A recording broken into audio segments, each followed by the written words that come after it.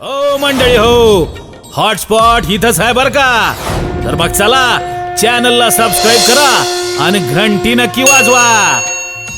जन्म देणाऱ्या मायबापाला माणसं विसरतात. एक मुलगा होता, तो मुलगा सज्जन हो, ज्या मुलाला मायबापांनी लहानचं मोठं केलं, आपल्या अंगा खांद्यावर खेळवलं, चिमटे घेतले पोटाला, स्वतःच्या पोटाला चिमटे घेऊन सज्जन हो, कधी कधी उपवासी राहून त्या पोराला लहानचं मोठं केलं. अत्यंत हलाखीचे दिवस, गरीब परिस्थितीतून त्या मुलाला शिकवलं, सवरलं.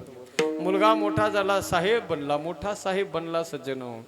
आणि तो मुलगा मोठा साहेब झाल्यानंतर काळांतराने 1 लाख 1.5 लाख रुपये पगार त्याला सुरू झाला. सुंदर त्याला बायको मिळाली आणि बायको सुंदर मिळाल्यानंतर सज्जन हो, आई तर लहानपणीच त्याची वारली आणि आई लहानपणीच वारलेली होती. बाप होता, त्या बापानंच लहानपणापासून त्याला मोठं केलं होतं.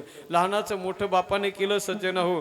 पण ज्या वेळेला मुलानं स्वतःचा बंगला बांधला आणि स्वतःच्या बंगल्यामध्ये मुलगा राहू लागला, तेव्हा त्या सुनेला आपला सासरा नकोसा वाटायला लागला.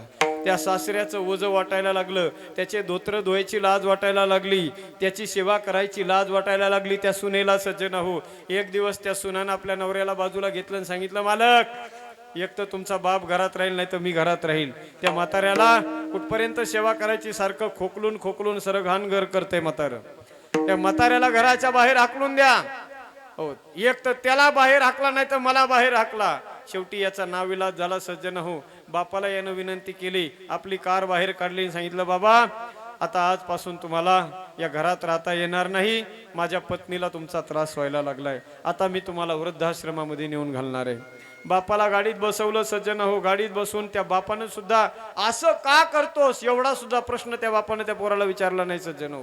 पोरानं बापाला गाडीत बसवलं आणि वृद्धाश्रमामध्ये बायको आणि नवरा दोघं त्या सासऱ्याला सोडायला ती निघाली आणि बापाला सोडायला हा निघाला.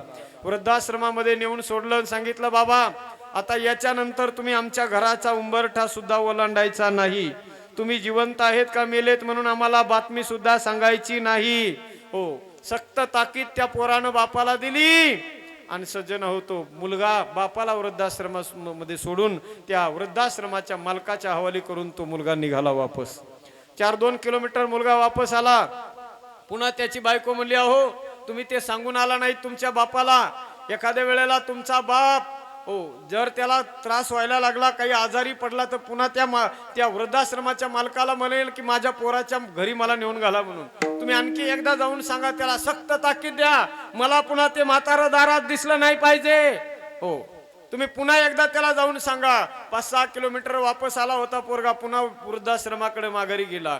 पुन्हा ज्या वेळेला सज्जन हो वापस गेला, जाऊन पाहतो तो मुलगा, तो बाप त्या वृद्धाश्रमाच्या जो मालक होता त्या मालकाच्या खुर्चीला खुर्ची लावून तो बाप दोघं एकमेकाला गप्पा मारत बसले होते.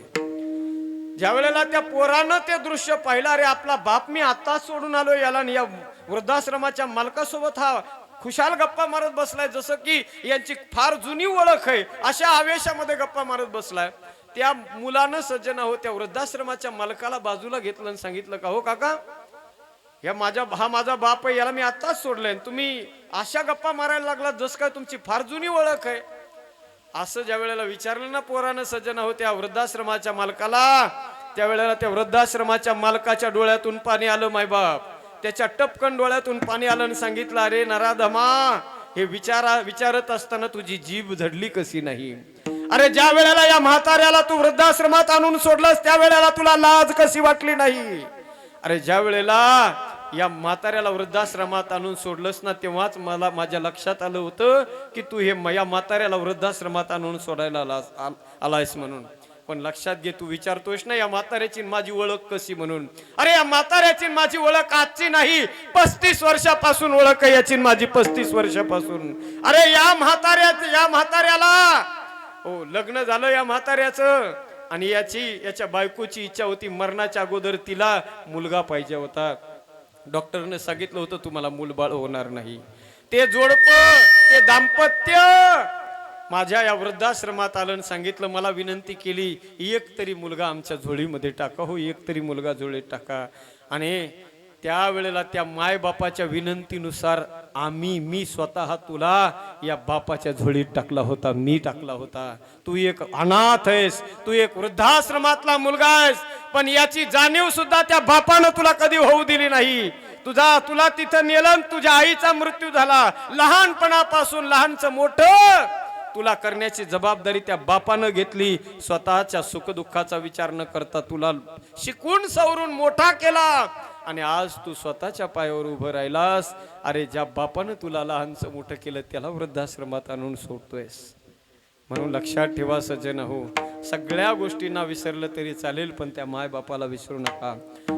आम्ही त्या देवाशी राहिलो, त्याचा परिणाम तुकोबाराय म्हणतात. त्याने आम्हाला काय केलं? आमचं मरण त्यानं चुकवलं. पहिली गोष्ट त्याने आमचं मरण चुकवलं. दुसरी गोष्ट त्याने आम्हाला ऐश्वर्य संपन्न बनवलं. त्याने आम्हाला त्याच्या घरी जागा दिली. आणि एवढंच नाही तर त्यानं त्याच्या स्वरूपाकार आम्हाला बनवलं, स्वरूपाकार बनवलं. हा, तसं सज्जन हो, आज वैकुंठवाशी विश्वनाथजी किसनराव पवार यांना सुद्धा एका वर्षापूर्वी माझ्या परमात्म्यानं त्या महान आत्म्यांना आपल्या स्वरूपामध्ये विलीन करून घेतलं. आणि त्यांच्या त्या गोड पवित्र आठवणींना उजाळा देण्यासाठी त्यांचे सुपुत्र आदरणीय श्रीमान शिवाजीराव विश्वनाथजी पवार आणि महादेव विश्वनाथराव पवार हे दोन्ही बंधू, त्यांच्या दोन्ही सुपुत्रांनी आपल्या वडिलांच्या गोड आठवणींना, कारण बाप हा बाप असतो सज्जन हो. ढगाच्या आड गेलेला सूर्य जसा पुन्हा भेटत नाही, तसा एक जगाच्या आड गेलेला बाप पुन्हा भेटत नाही. कारण बापाचं प्रेम हे व्यक्त होत नाही, अव्यक्त स्वरूपामध्ये प्रेम करत असतो, त्याचं नाव बाप असतं सज्जन. बाप एक विशाल वडाच्या झाडासारखा असतो. त्या झाडाला सज्जन हो आधार तर दिसत नाही, पण त्याची सावली मात्र अत्यंत दाट असते. तसं एक बाप एक असं व्यक्तिमत्व असतं, असं कर्तृत्व असतं बाप. आयुष्यामध्ये सगळ्या गोष्टींना माणूस विसरला तरी चालेल, पण आपल्या माय बापांना मात्र कधीच विसरू नये. आज माणसं सज्जन हो थोडंसं शिकले, सवरले, मोठे साहेब झाले की त्या शहरामध्ये राहायला जातात. माय बापाला गावामध्ये सोडून देतात, शहरामध्ये जाऊन राहतात. शहरात भला मोठा बंगला घेतात आणि बंगल्यामध्ये राहतात, एअर कंडिशन बंगल्यामध्ये जाऊन राहतात. पण त्या मुलांना सज्जन हो त्या एअर कंडिशन बंगल्यामध्ये राहत असताना त्या म्हाताऱ्या झालेल्या माय बापांना आपल्या बंगल्यामध्ये ठेवायची लाज वाटत असते. काय कामाची अशी संपत्ती, श्रीमंती. किती श्रीमंत असला सज्जन हो, केवढाही मोठा बंगला तुम्ही बांधलेला असला आणि त्या बंगल्यामध्ये जर तुम्हाला तुमच्या म्हाताऱ्या झालेल्या मायबापांना ठेवायची लाज वाटत असेल तर केवढाही बंगला बांधा आणि किती तुम्ही श्रीमंत असाल तर मला वाटतं तुमच्यापेक्षा भिकारी या जगात दुसरं कोणी नाही.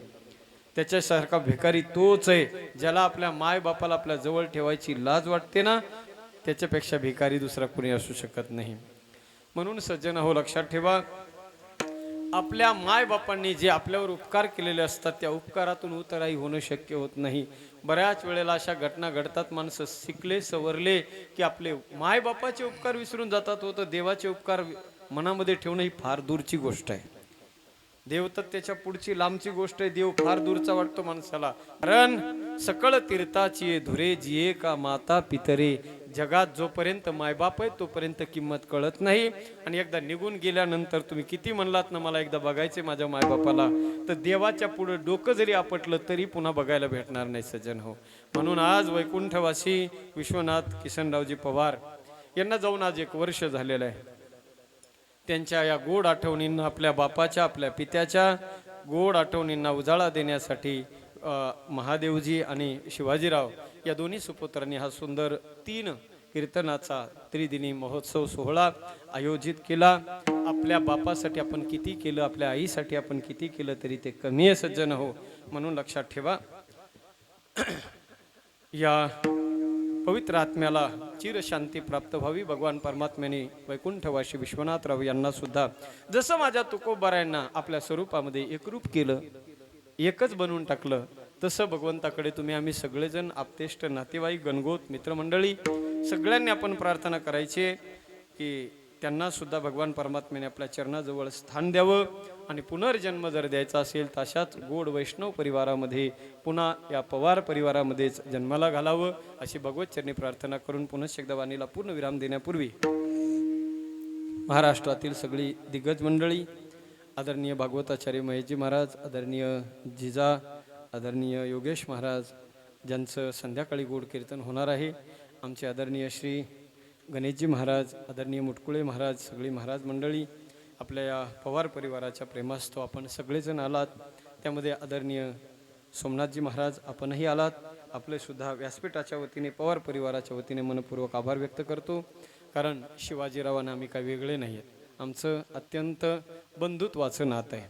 फार कमी दिवसामध्ये एवढं प्रेमाचं नातं त्यांचं आणि आमचं निर्माण झालं. महेश महाराज असतील, शिवाजीराव असतील, आणि त्या प्रेमाच्या त्या मित्रत्वासाठी म्हणून आम्ही या सगळ्या सेवा मागून घेतल्यात त्यांना.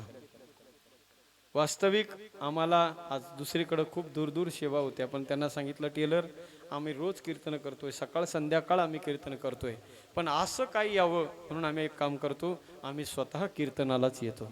वास्तविक रात्री कीर्तन सेवा होती, पण ती पोस्टपोन झाली आणि आता सकाळी ती कीर्तन सेवा.